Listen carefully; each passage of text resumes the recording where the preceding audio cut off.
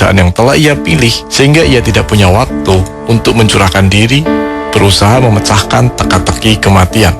Mereka membiarkan perihal kematian ini dijawab oleh orang-orang yang memang menjadikannya sebagai profesi dan menekuni hal ini. Mereka memilih untuk menyibukkan dirinya dengan berkarya dan mencapai prestasi tinggi, sehingga bisa bermanfaat untuk orang lain selagi masih hidup. Saya Aris Andi, The Peak Performance Coach dari arisandi.com untuk Light FM. Jika Anda ingin mendapatkan pembelajaran-pembelajaran yang lain, silakan kunjungi website saya arisandi.com untuk mendapatkan artikel ataupun audio-audio lain secara gratis. Salam hebat untuk Anda.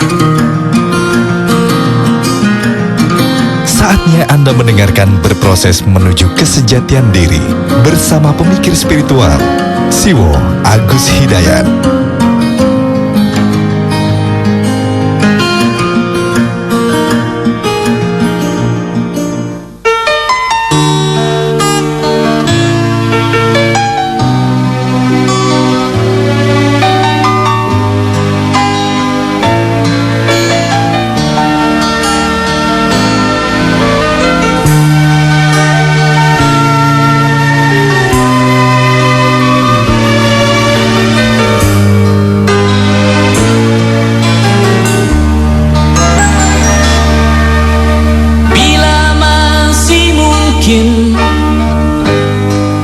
Kita menorehkan bakti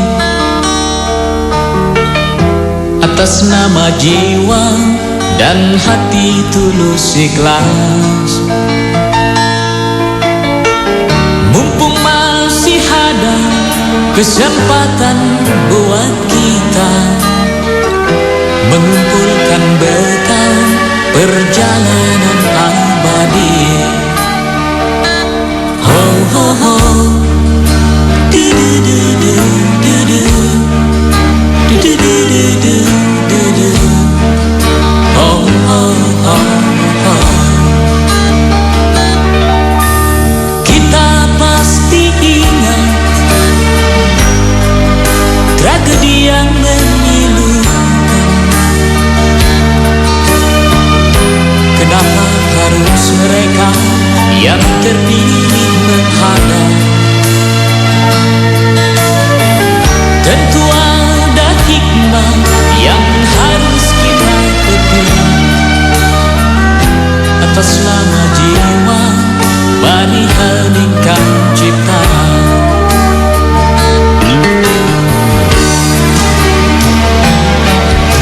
Kita mesti bersyukur bahwa kita masih diberi waktu.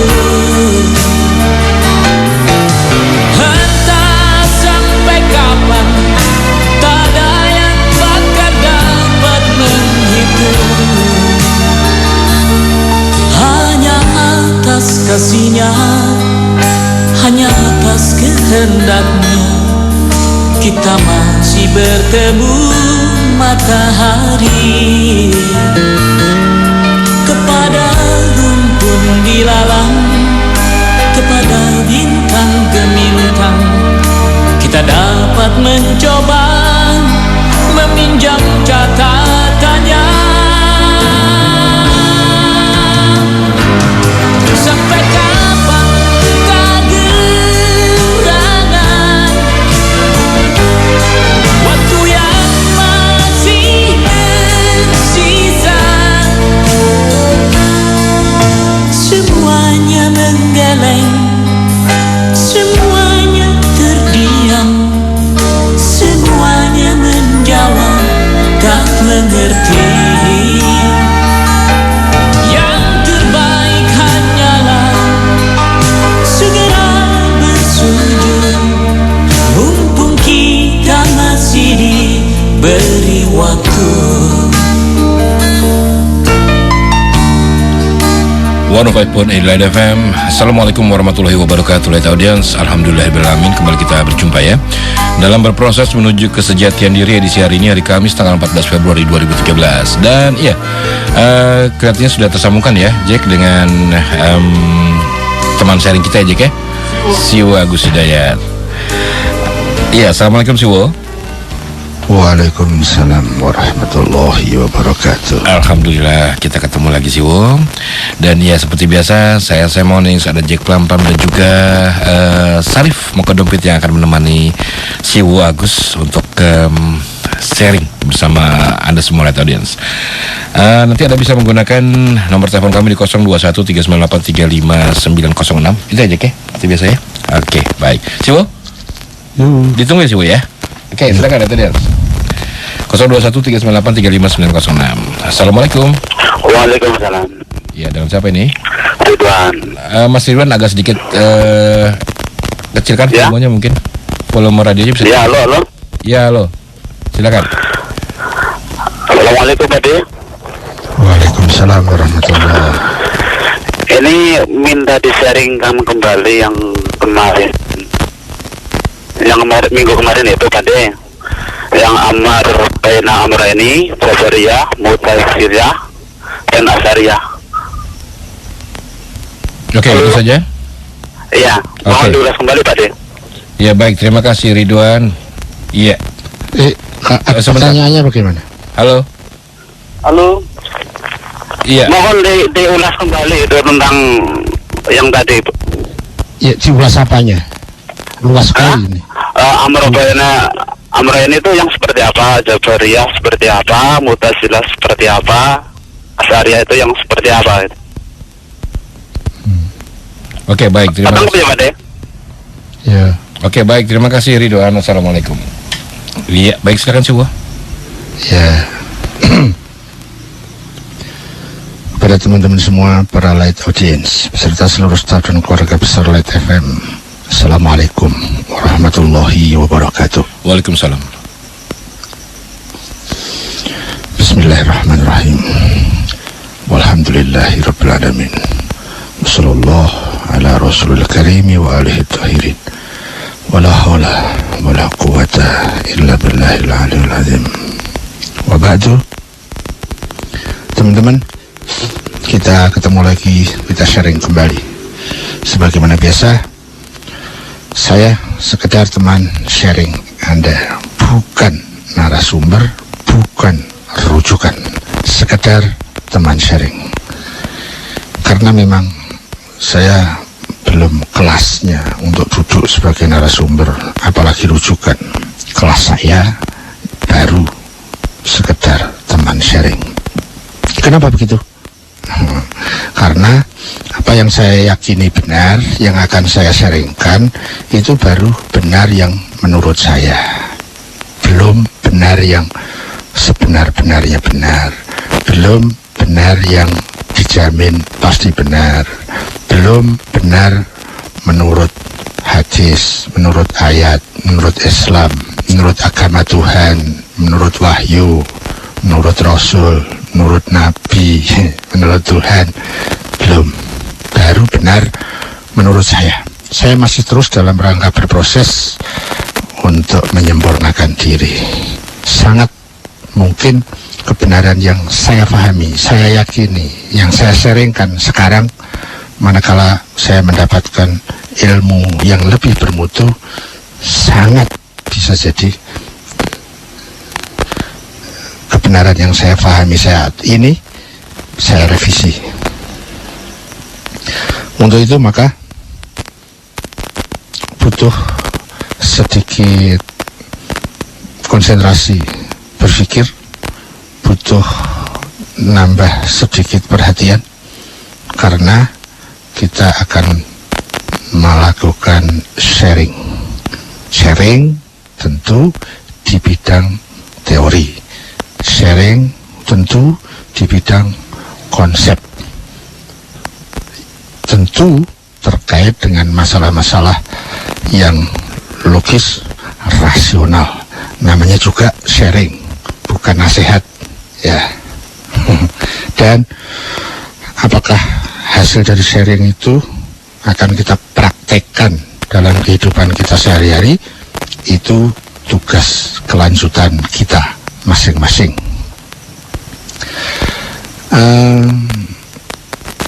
Di dalam sharing itu basicnya masalah pemikiran, bukan spiritual, dan itu butuh perhatian dan butuh konsentrasi berpikir agar kita bisa lebih cantik, lebih tertib di dalam menolak ataupun menerima apa yang diulas di dalam sharing ini. Kewajiban kita untuk waspada, hati-hati, mana yang harus diterima, mana yang harus ditolak, atau mana yang harus abstain.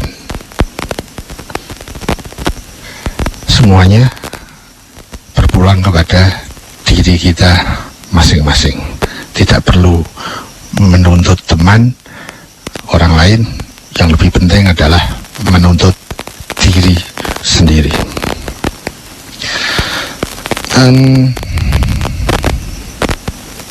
Kita mulai. Yang pertama dari Mas Ridwan, beliau mengangkat kembali istilah tentang amr baina amrain, kemudian Jabariyah atau Qadariyah, ya, dan Mu'tazilah. Saya tadi sempat bertanya, apa sih yang dipertanyakan? Ya, karena masalah ini luas sekali cakupannya, tapi saya tidak mendapatkan spesifik pertanyaannya. Beliau hanya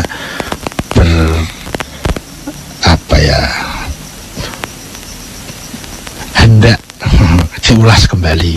Nah, ya karena tidak ada spesifik, saya masuk ke yang global saja. Amr baina amrain, Jabariyah atau Qadariyah dan Mu'tazilah. Ini 3 madhab besar, 3 pola berpikir, ya, 3 madhab berpikir yang saya kenal itu ada di masyarakat muslimin. Saya tahu itu dari mempelajari kitab-kitab, dari diskusi-diskusi, dari perenungan-perenungan, dan lain-lain. Yang terkenal di Indonesia itu 2. Yang paling terkenal 1. Yang paling terkenal adalah Qadariyah, ya, atau istilah lainnya Jabariyah. Yang nomor 2 Mu'tazilah. Yang ketiga ini menurut sekemampuan saya melihat itu bukan saja tidak terkenal, tapi nyaris tak sampai ke masyarakat, yaitu tentang amr baina amrain. Dalam proses pembelajaran saya kenal paling pertama itu tentang Qadariyah atau Jabariyah. Ini sama, beda istilah tapi sama makna. Baru setelah itu saya mengenal madhab berpikir lain, yaitu Mu'tazilah. Setelah itu baru kemudian kenal amr baina amrain. Dari hasil pencerapan saya itu, kalau dilihat dari sejarah zamannya,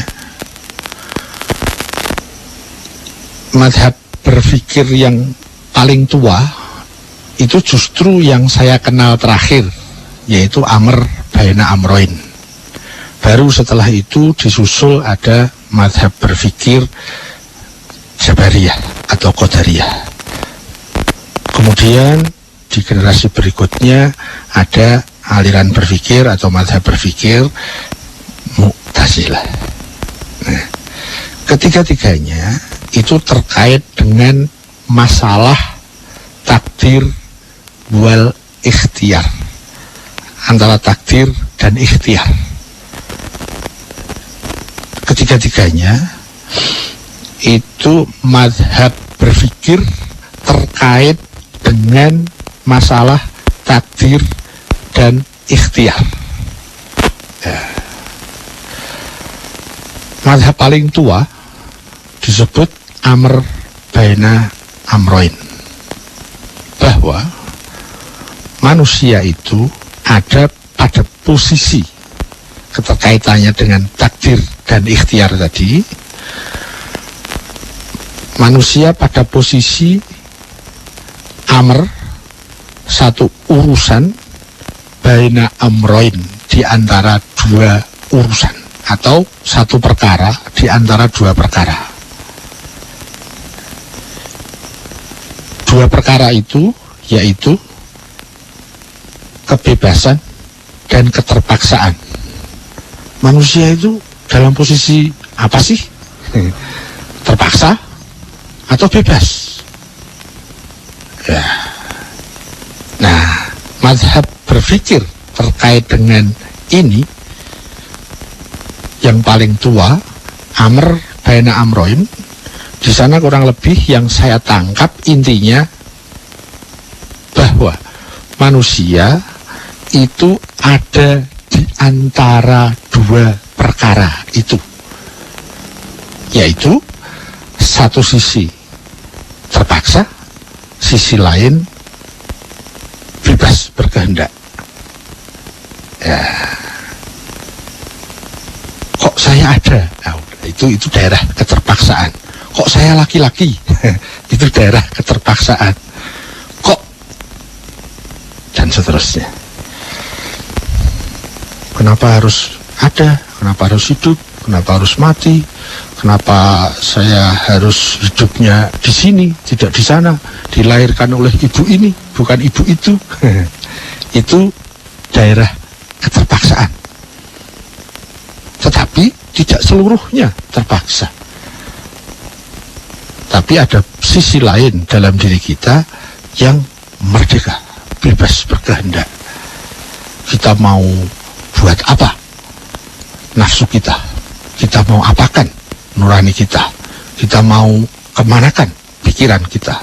Kita mau kemanakan libido kita? Kita mau kemanakan indera kita? Kita mau buat apa fisik kita? Nah, di sana ada bentuk kebebasan, tetapi tidak sepenuhnya bebas, sehingga disebut amr baina amroin, satu perkara di antara dua perkara. Kita ini ada di antara dua perkara itu, antara terpaksa dan berkehendak bebas. Kemudian mazhab berpikir yang muncul, timbul, terjadi kemudian, yaitu mazhab berpikir Jabariyah atau Qadariyah, yang lebih cenderung memposisikan kita itu dalam posisi terpaksa, lebih banyak didominasi oleh keterpaksaan. Ini terkenal di masyarakat kita sepanjang yang saya tangkap, sehingga ada istilah-istilah misalnya dunia ini panggung sandiwara. Maksudnya ada apa itu namanya, sing tukang ngatur sandiwara itu ada dalang sih, Bu. Kalau dunia sandiwara itu namanya apa? Kalau dalang itu kan wayang. Sutradara. Sutradara. Ya kita kan cuman pemain-pemain, ditentukan ABCD-nya itu oleh sutradara. Dunia ini panggung sandiwara. Istilah ini kan akrab sekali toh di masyarakat. Ya, sepanjang ilmu saya ini berbasis kepada mazhab berpikir Jabariyah. Ada istilah lagi, ya kita ini kan cuman wayang, ada dalangnya. Nah, nanti bahasa teknisnya begini, bahwa kita ini sejak azali sudah ada cetak birunya, blueprintnya sudah ada, yaitu ada di alam sana, Lauhil Mahfud. ABCD-nya itu sudah ditentukan. Ya, jadi kita ini hanya pelaku saja. Kita ini hanya wayang, ada dalangnya. Ya, bahwa masing-masing kita sudah membawa garis nasib dan garis takdir sendiri-sendiri. Kalimat-kalimat ini sangat akrab di masyarakat sepanjang pengamatan saya, dan kalimat-kalimat ini berbasis kepada mazhab berpikir Jabariyah atau Qadariyah. Kemudian pada generasi berikutnya dalam kajian sejarah muncul komunitas baru dengan mazhab berpikir yang berbeda, yang sepertinya sepanjang yang saya pahami ini mengcounter Jabariyah. Kalau Jabariyah itu lebih cenderung bahwa kita ini seperti wayang saja, ada dalangnya, jadi kita nggak punya kebebasan. Semua sudah ada garis takdirnya, sudah ada garis nasibnya, lahir, rezeki, jodoh, mati, itu sudah ditetapkan sejak sononya, kita nggak bisa apa-apa. Kemudian sampai kepada ya namanya jodoh, ya nggak akan kemana, gitu kan? Rezeki nggak akan kemana. Ini kalimat-kalimat yang sepanjang saya pahami ini berbasis kepada mazhab berpikir Jabariyah. Yang Mu'tazilah bagaimana? Ada sedikit mengcounter terkait dengan Jabariyah. Mu'tazilah lebih mengedepankan kemerdekaan berkehendak, bahkan lebih dominan. Sampai ada pada contoh begini, Tuhan menghendaki manusia baik. Bisakah manusia berbuat buruk? Siapa yang lebih menang kehendaknya? Kehendak Tuhan apa kehendak manusia yang berbuat buruk tadi? Padahal Tuhan menurunkan nabi, mengutus nabi, menurunkan kitab suci, menurunkan agama, memberikan hukum alam, memberikan pikiran, memberikan nafas nurani, itu agar manusia menjadi baik. Diberi pikiran, diberi akal, agar manusia baik. Itulah kehendak Tuhan. Tapi apakah manusia bisa menentang kehendak Tuhan itu? Terbukti banyak orang yang buruk-buruk, banyak koruptor-koruptor, banyak maksiator. Itu bukti bahwa kita punya dominasi kehendak bebas dalam kehidupan kita, bahkan bisa mengalahkan kehendak Tuhan. Ya, jadi didominasi oleh kehendak bebasnya. Kalau Jabariyah didominasi oleh keterpaksaannya. Aliran mazhab yang tertua, Amr baina amroin, kita ada di tengah-tengah di antara keterpaksaan dan kebebasan. Ya, kira-kira itulah gambaran global sketsanya tentang mazhab takdir. Takdir wal ikhtiar. Ya. Ketiga-tiganya mempunyai perspektif terkait dengan masalah takdir wal ikhtiar, dan ketiga-tiganya mempunyai kesamaan tapi juga mempunyai perbedaan.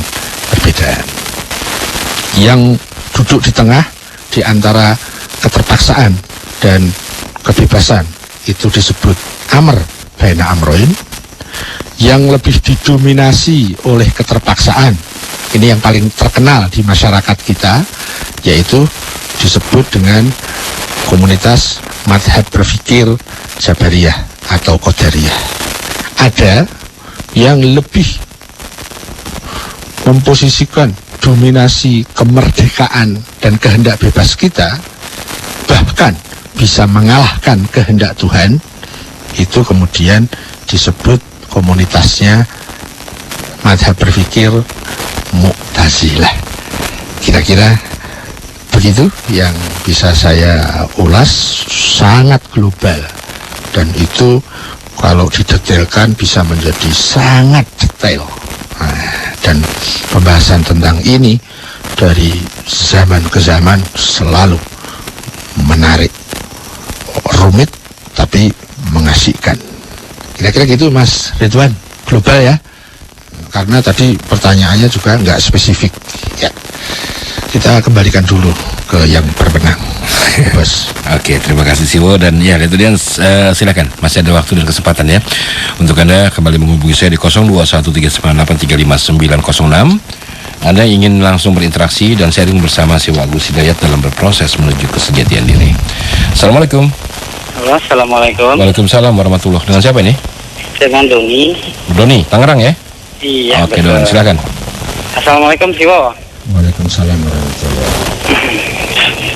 Iya Siwo, ada beberapa hal yang ingin saya tanyakan Siwo. Jadi keterkaitan dengan beberapa hari yang lalu saya baca sebuah artikel mengenai penelitian mengenai tingkat kebahagiaan yang dimana di Indonesia itu berada di peringkat 115 dari 200 negara yang diteliti mengenai tingkat kebahagiaannya. Yang jadi pertanyaan saya, mungkinkah kebahagiaan itu bisa diukur Siwo? Kalau bisa, kira-kira validator untuk mengukur kebahagiaan itu apa ya Siwo? Lalu yang kedua atau yang ketiga, sering kita mendengar misal atau kita menanyakan kepada orang yang sedang sakit gitu, di mana letak kebahagiaan itu? Orang sakit itu sering mengatakan bahwa kebahagiaan itu terletak jika saya sedang sehat gitu. Atau misalkan orang miskin kita tanya mengenai kebahagiaan itu di mana, dia berkata bahwa kalau saya punya harta yang banyak, juga kekayaan dan sebagainya gitu. Sebenarnya kebahagiaan itu letaknya di mana sih Siwo? Mungkin itu saja. Assalamualaikum warahmatullahi wabarakatuh. Ya, terima kasih. Waalaikumsalam warahmatullahi wabarakatuh. Dari Doni di Tangerang, silakan Siwo. Ya. Yang pertama, ada penelitian bahwa bangsa Indonesia itu tingkat kebahagiaannya, tadi tingkat berapa? Saya nggak nyatet. Walhasil ada ranking, ada peringkatnya. Tapi bukan itu yang dimasalahkan. Yang dimasalahkan adalah, bisakah kebahagiaan itu diukur? Kalau bisa, validatornya apa? Ini akan saya jawab berikutnya, saya balik, karena urutannya akan menjadi lebih enak. Yaitu dimulai dari pertanyaan kedua, di manakah letak kebahagiaan itu? Pada saat orang yang sakit kita tanya, kebahagiaan itu katanya di sehat. Orang miskin yang kita tanya, kebahagiaan itu ada di kaya. Di mana sih letak kebahagiaan? Sebelum masuk ke pertanyaan kedua, saya mundur sedikit tentang definisi. Apa sih kebahagiaan? Ya, kalau ini sudah tidak sama, maka memandang dua hal yang ditanyakan pasti juga tidak sama. Kalau definisinya berbeda, maka kita melihat atau menjawab dua pertanyaan tadi, pasti jawabannya akan beda. Kenapa? Karena definisi tentang bahagia berbeda. Nah, sekarang menurut saya, bukan menurut yang sebenarnya, bukan menurut siapa-siapa, bukan menurut hadis, bukan menurut wahyu, bukan menurut lain-lain. Saya belajar itu semua, kemudian saya serap, Tapi kemudian saya memahami, itu pemahaman saya. Saya tidak berani mengatakan, mengatasnamakan menurut Islam. Itu bukan kelas saya. Kelas saya hanya pantas untuk mengatakan menurut yang saya pahami. Ya. Kebahagiaan itu beda dengan kesenangan. Kebahagiaan itu beda dengan kepuasan. Saya bandingkan dengan dua saja. Kenikmatan dan kepuasan. Itu beda dengan kebahagiaan. Sayangnya di istilah sosial, di masyarakat, ini sudah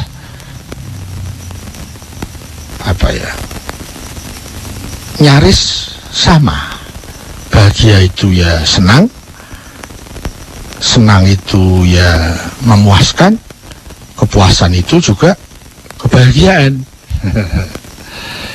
Ya, kalau ini tidak jelas, kita tidak akan bisa menjawab dengan jelas di manakah letak kebahagiaan. Sebelum definisi kebahagiaan itu apa, itu terjawab. Ya. Nah, saya menggunakan pendekatan ala BMKD. BMKD itu intinya kita mengenal diri, mengenal perkakas diri, mengenal sketsa kedirian, bahwa diri kita yang paling hebat itu adalah diri yang batiniah. Di sana ada nafas dan ada nurani. Itulah basic BMKD. Ya. Begini. Kebahagiaan itu sumbernya nurani. Kesenangan, kepuasan itu sumbernya nafas. Kok begitu? Ya, begini. Kesenangan, kepuasan itu bisa terjadi meskipun dari maksiat. Kesenangan, kepuasan itu bisa saja terjadi dari perlakuan-perlakuan salah, buruk, biadab. Itu bisa mendatangkan kesenangan, bisa mendatangkan kepuasan. Contoh, selingkuh, jelas salah, tapi banyak mendatangkan senang, puas. Ya. Jadi senang, puas itu sifatnya sembarang, bisa baik, bisa buruk, bisa sebabnya baik, bisa sebabnya buruk. Beda dengan kebahagiaan. Kebahagiaan hanya berafiliasi, hanya berteman dengan kebenaran, dengan nilai-nilai ketuhanan.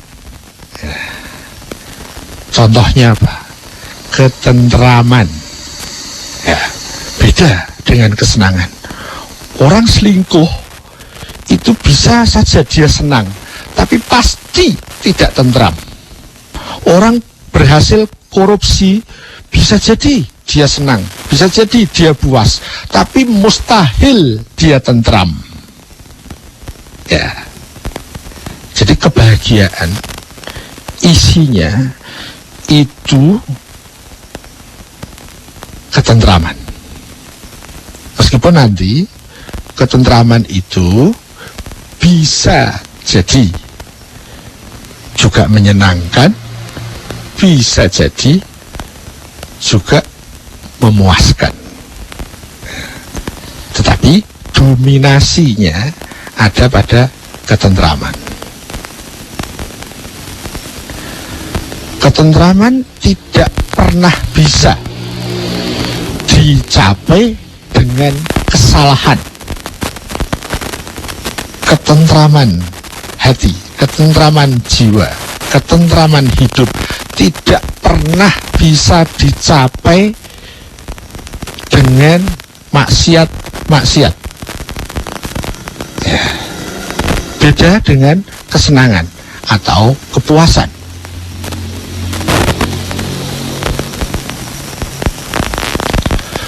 Di dalam ketentraman itu pasti mengandung kesenangan dan mengandung nilai-nilai kepuasan.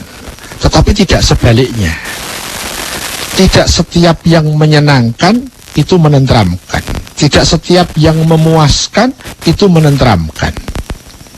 Setiap yang menenteramkan pasti ada nilai menyenangkan dan nilai memuaskan. Jadi bahagia itu mutunya jauh lebih tinggi dibandingkan kesenangan atau kepuasan. Nah, itu satu gambaran bagaimana saya punya definisi tentang kebahagiaan. Dan kebahagiaan itu tidak sama dengan kesenangan, tidak sama dengan kepuasan. Ya, kalau orang yang sakit, di mana letak kebahagiaan? Bukan di sehat, bukan. Karena sehat tidak menjamin ketentraman hati. Orang miskin, kebahagiaannya di mana? Di kaya. Tidak, karena kekayaan tidak menjamin ketentraman hati. Kesehatan, kekayaan paling banter itu bisa mendatangkan kesenangan, kepuasan. Yes, tapi ketentraman, ntar dulu. Harus ada syarat lain. Kesehatan yang benar, kekayaan yang benar, baru bisa mendatangkan kebahagiaan. Sakit yang dikelola dengan benar juga bisa mendatangkan ketentraman, kebahagiaan. Miskin yang disikapi dengan benar juga bisa mendatangkan kebahagiaan. Jadi, kebahagiaan itu hak semua orang, yang kaya, yang miskin, yang sakit, yang sehat, yang dipuji, yang dicela, yang difitnah, yang disanjung, semua punya hak kebahagiaan. Syaratnya semua tadi harus dikemas dengan nurani, dikemas dengan kebenaran-kebenaran dan nilai-nilai ketuhanan. Tanpa kebenaran tak pernah ada kebahagiaan. Tanpa kebenaran tak pernah ada ketentraman. Tanpa kebenaran paling banter hanya kesenangan, kepuasan, kenikmatan, dan lain-lain. Ya, setelah ini saya masuk ke pertanyaan kedua tadi. Di manakah letak kebahagiaan? Di sehat, di kaya, di tampan, di cantik, di terkenal, di kekuasaan? No, itu hanya sarana-sarana, pendukung-pendukung. Bisa menambah bahagia, bisa justru menghancurkan kebahagiaan. Tergantung kita manage bagaimanakah kekayaan, kesehatan, keterkenalan, kekuasaan. Ya, basicnya ada pada nurani, tauhid. Jadi tauhid adalah pangkal kebahagiaan. Nurani adalah pangkal kebahagiaan. Sumbernya Tuhan. Tapi kalau kesenangan, kepuasan, jangan bilang bahwa sumbernya Tuhan. No. Yang sumbernya Tuhan adalah kebahagiaan, ketentraman. Karena kalau kesenangan, kepuasan, itu bisa bersumber bahkan kepada yang anti Tuhan. Sambil maksiat, kesenangan bisa datang. Dengan maksiat, kesenangan, kepuasan bisa datang. Contoh ekstrim, orang selingkuh. Ya. Sekarang mudah, menjawab pertanyaan yang kedua, di manakah letak kebahagiaan? Di nurani, bukan di nafas. Selamat berbahagia bagi yang selalu berproses belajar untuk mengakses nurani dan hidup dengan nuraninya, karena kebahagiaan pasti bersamanya. Selamat berduka bagi yang sering memanjakan nafsunya, hidup bergaul sehari-hari dengan nafasnya, dengan egoismenya, dan pasti dia tidak akan punya akses kebahagiaan. Paling banter kesenangan, kepuasan, kenikmatan, tetapi tidak punya ketentraman. Satu tambahan indikasi, ketentraman itu sifatnya amat dalam. Dia konstan, dia stabil. Berbeda dengan senang, enak, puas, itu dia fluktuatif sekali. Habis senang, susah. Habis enak, nggak enak. Habis puas, nggak puas. Ya, begitulah yang sering kita dengar, bahwa kebahagiaan itu naik turun. Tidak, menurut saya. Kebahagiaan itu stabil. Kebahagiaan itu langgeng. Kebahagiaan itu sangat mendalam. Ya. Beda dengan kesenangan, kepuasan, keenakan, kenikmatan, itu labil. Detik ini senang, detik berikutnya bisa susah, dan seterusnya. Ya, di manakah letak kebahagiaan? Di nurani. Ingin bahagia? Akses, connect nurani Anda. Itulah jalan kebahagiaan. Kalau jalan senang, bahkan dengan maksiat pun bisa senang itu digapai. Tapi ya karena sifatnya sembarang, ya resiko tanggung sendiri-sendiri. Ya, kemudian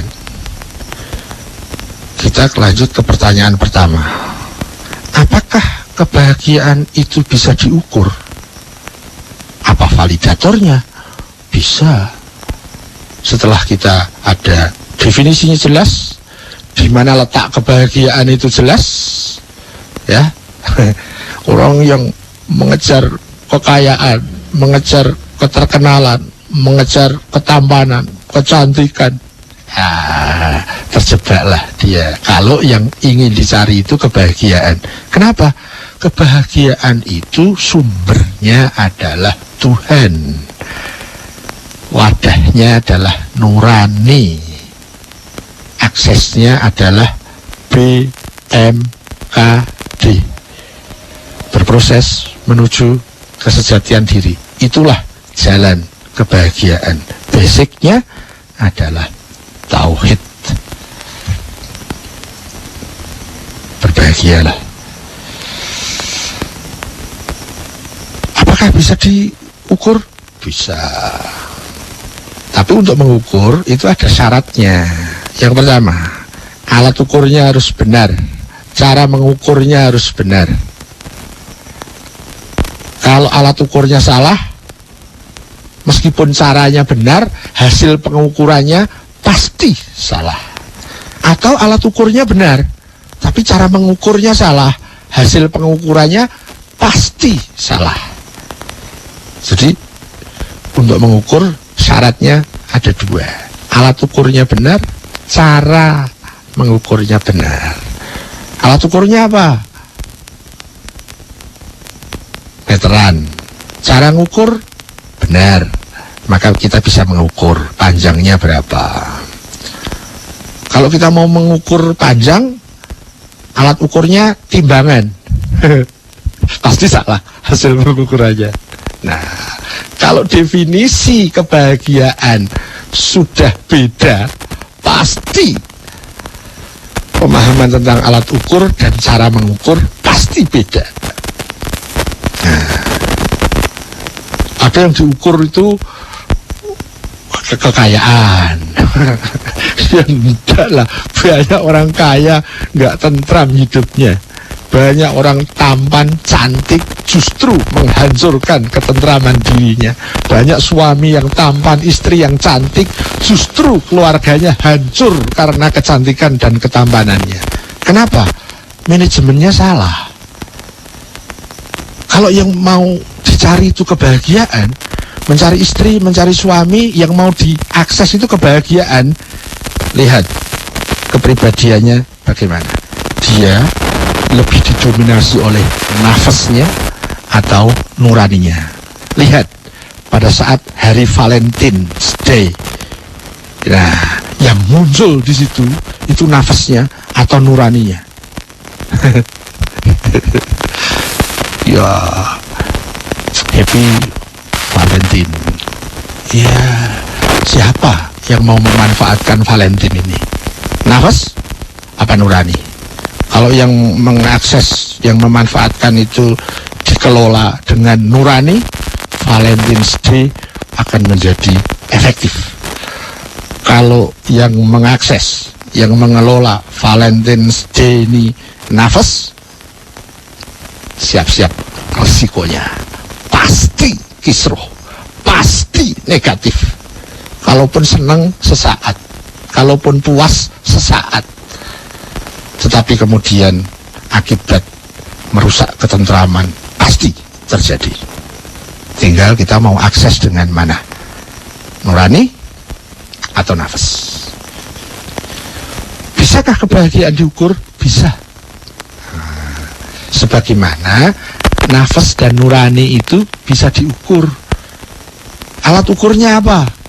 Alat ukurnya dirinya sendiri-sendiri. Kalau alat ukurnya orang lain, harus orang yang sudah menjadi pawang nurani. Sudah menjadi pawang nafas. Ya. Kalau kita belum jadi pengelola nafas, kalau nurani kita ini belum mampu mengelola nafas, kita tidak akan pernah bisa menjadi alat ukur nafas atau nurani seseorang. Itu butuh manusia-manusia yang disebut dengan guru kehidupan. Nah, jadi alat ukurnya apa? Alat ukurnya diri kita. Bagaimana cara ngukurnya? Terus kita kaji BMKD, pasti kita bisa mengukur apakah tingkat kebahagiaan saya ini terjebak hanya pada kesenangan dan kepuasan, atau benar-benar saya ini orang bahagia, atau sekedar terjebak dalam kubangan kesenangan dan kepuasan yang tidak stabil itu. Ya, senang. Ada sedikit berita saja langsung hilang itu kesenangan. Beda dengan orang bahagia. Ada musibah, dia bahagia. Ada rahmat, apalagi. Dia sakit, dia bahagia. Sehat, apalagi. Miskin, dia bahagia. Kaya, apalagi. Hidungnya pesek, bahagia. Mancung, apalagi. Ya, begitulah. Basicnya adalah tauhid. Wadahnya adalah nurani. Sumbernya adalah Tuhan. Manakala kita mencari kebahagiaan, tapi kita tidak mendekat kepada sumbernya, bagikan orang mau nyari onta di tengah laut, bagikan orang yang mencari ikan di padang pasir, tidak akan pernah ketemu. Itu paling tidak menurut saya. Lanjut, bro. Iya, Siwo. Kita lanjut, Siwo. Yuk. Apalagi, Siwo, ya. Siwo. Yuk. Kita pasti punya waktu sekitar 8 menit. Kita terima telepon lagi, Siwo, ya. Telepon. Telepon lagi, ya. Oke, silakan. Lihat 021 398 35 906. Assalamualaikum. Halo, assalamualaikum. Halo. Assalamualaikum. Waalaikumsalam. Dengan siapa ini? Halo, dengan siapa Pak? Hah? Dengan siapa ini? Radio Ramako bukan? Halo, dengan Light FM, betul. Dengan Bapak siapa ini? Oh, nah, Habib Ciputat. Adi. Ya. Pak Adi di Ciputat ya. Silakan Pak. Pertanyaan persingkat. Siwo. Waalaikumsalam warahmatullahi. Siwo, mohon diseringkan apa itu sholawat dan apa itu bersolawat yang pertama. Yang kedua, bagaimana menurut Siwo agar kita bisa bersolawat tetapi yang punya nilai dan mutu ibadah, Iya, baik. terutama jika dikaitkan dengan kunci membuka langit. Siwo bisa ditangkap Yang ya? terakhir Siwo. Dua pertanyaan saja Pak Adi, waktunya terbatas. Oke. Ya. Bisa ditangkap ya Siwo ya? Assalamualaikum. Ya, baik. Waalaikumsalam warahmatullahi wabarakatuh. Terima kasih Pak Adi. Waktunya 8 menit. Pertanyaannya ini mestinya ada di awal, jadi waktunya cukup. Karena waktunya sempit, saya hanya bisa menanggapi yang amat global. Sholawat itu satu istilah. Kalimatnya adalah Allahumma sholli ala Muhammad wa ali Muhammad, atau Allahumma sholli ala Sayyidina Muhammad wa ala ali Sayyidina Muhammad. Itu kalimat sholawat.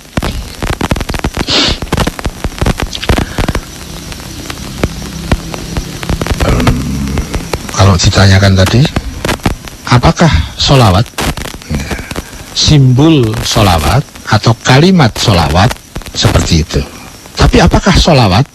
Sholawat adalah hubungan spiritual, hubungan nurani seseorang terhadap para pemilik sholawat. Jadi tali hubungan, koneksi antara nurani kita kepada nurani para pemilik sholawat Muhammad wa ali Muhammad, ya, hubungan inilah yang disebut sholawat. Ya, kalimatnya, kalimat sholawat Allahumma sholli ala Muhammad wa ali Muhammad sallallahu alaihi wa alihi. Ya. Lalu kalau orang bersolawat, ya orang yang menghubungkan nuraninya kepada nurani Muhammad wa ali Muhammad. Orang yang mendudukkan nuraninya menjadi muridnya Muhammad wa ali Muhammad. Orang yang memposisikan nuraninya sebagai makmum, yang imamnya adalah Muhammad wa ali Muhammad. Itu namanya bersolawat. Bagaimana agar kita bisa bersolawat yang bernilai ibadah? Ya kalau bersolawat pasti ibadah, bahkan itu ibadah tingkat tinggi. Tidak ada kok bersolawat kok bukan ibadah, kecuali membaca atau menghafal solawat. Belum tentu kalau itu ibadah. Ya kalau yang baca itu HP, ya bukan ibadah. Kalau yang menghafal itu komputer yang disetel solawat, ya itu pasti bukan ibadah.